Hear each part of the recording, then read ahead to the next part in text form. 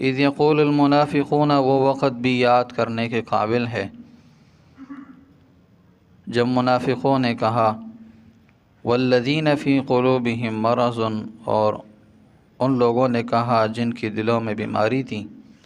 غر ہؤلاء دینہم، ان لوگوں کو ان کے دین نے دھوکے میں ڈالا ہے،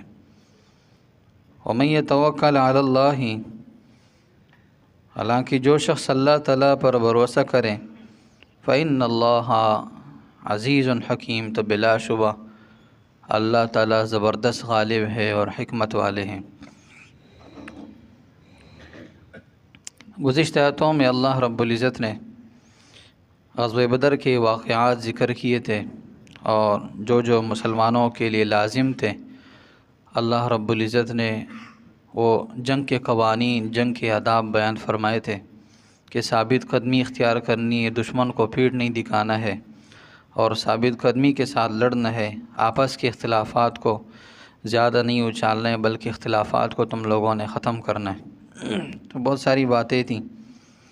تو یہاں سے ایک واقعے کی طرف اشارہ ہے کہ جب حضور نبی کریم صلی اللہ علیہ وسلم اور 313 صحابہ کرام مدینے سے نکلنے لگے، تو مدینے کے اندر منافقین بھی تھے۔ انہوں نے جب دیکھا 313 صحابہ کرام ہے اور کافروں کا لشکر ہزاروں کی تعداد میں ہوگا یا کافر زیادہ ہے، تو وہ پیچھے سے آوازیں کسنے لگے، یا چپکے سے یہ کہنے لگے کہ ان لوگوں کو ان کے دین نے دھوکے میں ڈالا ہے۔ لہٰذا کہاں 313 اور کہاں ہزاروں کا لشکر، لہٰذا عقل اس بات کو نہیں مانتا ہے کہ 313 ہزار پر کیسے غالب آئیں گے۔ لہٰذا وہ کہنے لگے ان لوگوں کو ان کے دین نے دھوکے میں ڈالا ہے، ٹھیک ہے۔ یا اس کے قول کا کہنے والے مشرکین عرب تھے، یعنی مشرکین مکہ جو تھے، انہوں نے جب صحابہ کرام کی تعداد کو دیکھا تو کہنے لگے یہ تو مٹھی بھر جماعت ہیں، ایک چھوٹی سی جماعت ہے، 313 ہے، یہ ہمارے ساتھ کیا لڑیں گے؟ ان کے پاس تو لڑنے کے لیے تلوار بھی نہیں ہے، ان کے پاس سواری کرنے کے لیے سواری نہیں ہے،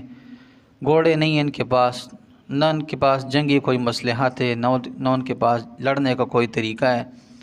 لہٰذا ہم تو جنگجو لوگ ہیں، ہمارے ساتھ کیسے لڑیں گے؟